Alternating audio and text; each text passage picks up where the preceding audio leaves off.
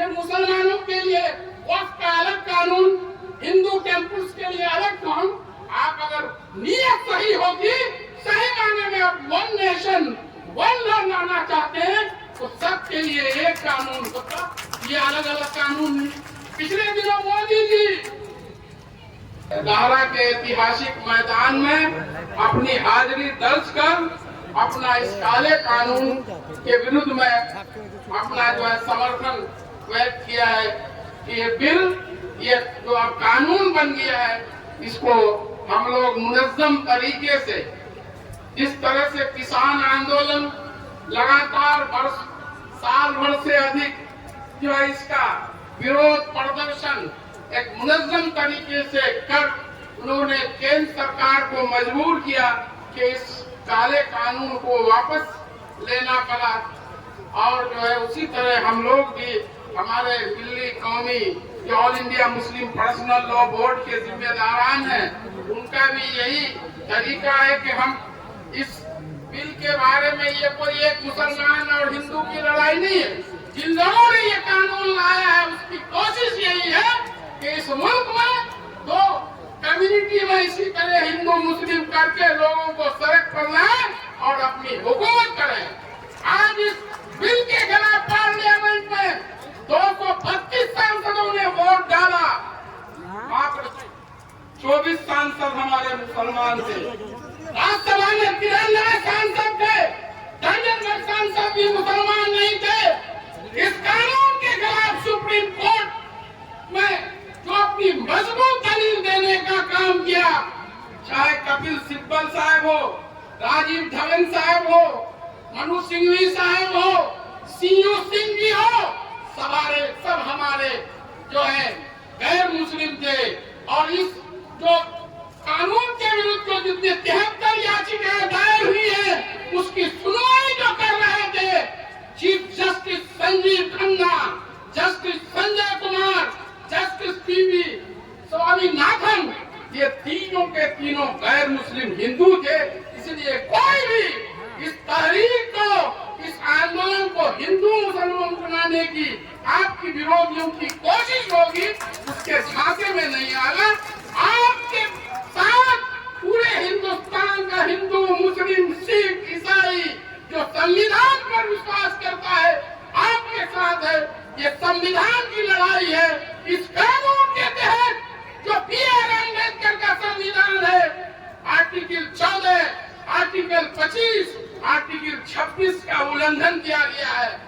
किरण रिजिजू जी parliament का दलील दे रहे थे कि हमने 87 लाख लोगों को सुना, उनसे बात की, उनके आवेदनों को सुना, और जो फिर बिल पास एपीसी में गया और पार्लियामेंट में चीफ जस्टिस ने जब सवालों की झाड़ी लगाई, सरकार के जो वकील थे, solicitor general of India Tushar Mehta के पसीने उतर गए, जवाब नहीं मिल रहा था।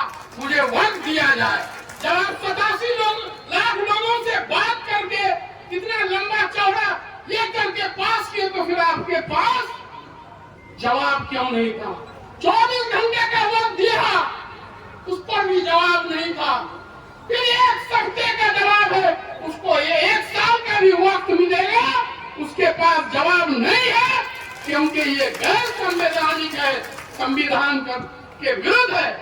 और इस बिल में कपिल सिब्बल साहब बता रहे थे कि जब ओरिजिनल बिल लोकसभा में पेश किया गया तो protection of ancient monument act, preservation and protection of ancient monument act, ये उस बिल में नहीं था। जब गलत कॉपी आया है उसमें वो भी जोड़ा है जिसके तहत हमारे पुराने जितने भी, जिसमें दिल्ली की जामा मस्जिद भी आती है, कि जो पुराने एंशिएंट मॉन्यूमेंट है, जो हेरिटेज के तौर पर उसको आर्कियोलॉजी और सर्वे ऑफ इंडिया उसको जो है रख रखाव करता है, वो वक्त की संपत्ति नहीं रहेगी। ये गंभीर बात है। ये लोग बोलते हैं कि हमने वक्त को बर्बादी से बचाने का काम किया। आपने इस कानून में लिमिटेशन एक्ट लाया है कि 12 साल तक वक्त की जमीन पर कोई कब्जा होगा, उसको आप वैध ठहराने जा रहे हैं। आपकी नीयत सही पब्लिक प्रॉपर्टी घोषित करते हुए सभी कब्जाधारी से बिना नोटिस के मुक्त करके आपके कहने और कथने में बहुत फर्क है। पार्लियामेंट में अमित शाह जी बार बार क्या बोल रहे थे, देश की सबसे बड़ी संसद है कि इस बिल में कोई हिंदू नहीं रहेगा, कोई नॉन मुस्लिम नहीं रहेगा। और जब पार्लियामेंट में गृह मंत्री झूठ बोल रहा है, आप गलत नोटिफिकेशन देखिए, सेंट्रल वक्फ काउंसिल में 21 आदमी में से 2 कम से कम गैर मुस्लिम होगा। उसी तरह राज्यों के वक्फ बोर्ड में 11 में से 2 नॉन मुस्लिम होगा। बोलते कुछ हैं, करते कुछ हैं। किरण रिजिजू जी बिल पेश करते हुए क्या कहे, वक्फ बाय यूजर्स को हमने खत्म कर दिया है। आपने क्या खत्म किया है? आप मोदी जी बात करते हैं 1 नेशन 1 लॉ, फिर मुसलमानों के लिए वक्फ का अलग कानून, हिंदू टेम्पल्स के लिए अलग कानून। आप अगर नीयत सही होगी, सही मायने में आप 1 नेशन 1 लॉ लाना चाहते हैं, तो सबके लिए एक कानून होता, ये अलग अलग कानून नहीं। पिछले दिनों मोदी जी हरियाणा में एक सभा में कह रहे थे कि कांग्रेस द्वारा जो वक्फ अमेंडमेंट एक्ट 2013 लाया गया था, जिसपे वक्फ की जो है बहुत कब्जा, अवैध कब्जा हो गया, उसके लिए हम ये बिल लाए हैं। तो 2013 का जो कानून पास हुआ, आप देख लिए, हम वो जाजी बैठे हुए हैं और सारे लोग हमारे अमीर शरीयत बैठे हुए हैं। उस कानून में बीजेपी का भी समर्थन हासिल था। वो अगर गलत कानून पास करने के लिए आप कांग्रेस को दोष दे रहे हैं, तो आपने फिर सर्वसम्मति से, उस वक्त अटल बिहारी वाजपेयी जी आपके नेता थे, अडवाणी जी थे, शाहनवाज हुसैन साहब लोकसभा में थे, मुख्तार अब्बास नकवी साहब राज्यसभा में थे। आपको जवाब देना होगा, इतनी बड़ी कुर्सी पर बैठकर आप झूठ बोलने का काम करते हैं। कोई बात होगा, आप बोलिएगा पाकिस्तान चले जाइए, आपके बाप का मुल्क है। जब मजहब के नाम पर, इस मुल्क का बंटवारा हो रहा था, हमारे आबाद और अजदाद ने मजहब को ठुकरा दिया कि हम इस मुल्क में रहेंगे। मजहब के नाम पर मुल्क की जो तकसीम हो रहा था, उसको लात मार दिया। आज हम पर आप उंगली उठा रहे हैं। हम अगर विदेशी हैं, तो तुम भी विदेशी हो। इस देश का अगर असली नागरिक है, तो यहाँ के मूल आदिवासी जो है वही असली नागरिक है, बाकी सारे लोग यहाँ विदेशी हैं। आप लोग इतने बड़े पद पर रहते हैं और इस तरह की झूठ बोलते हैं, पार्लियामेंट में झूठ बोलते हैं, तो आदमी जाएगा तो कहाँ जाएगा।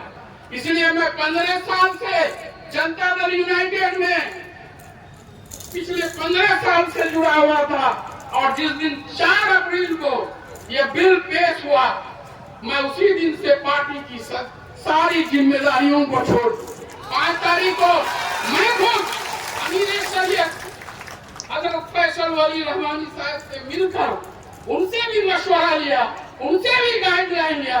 सारे काबिल यहाँ बैठे हुए, सबसे मैंने बात की और सुप्रीम कोर्ट तक जाने का काम किया। वहाँ बैरिस्टर असदुद्दीन अवैसी साहब की भीम आर्मी के चीफ चंद्रशेखर जी हैं, उनके लिए जोरदार ताली बजाइए। मनोज साहब जी हैं, उनको भी ताली है, उनके लिए भी जोरदार ताली है। हम तो है ही नहीं। और इस दुख की घड़ी में, इस संविधान की लड़ाई में जो हमारे साथ है, दूसरे काम में हमारे जो है सबसे ज्यादा कुर्बानी उनकी है। तो हम सब लोगों को मिलकर मुनज़्ज़म तरीके से, बिल्कुल शांतिपूर्ण ढंग से इस लड़ाई को आगे जारी रखना है।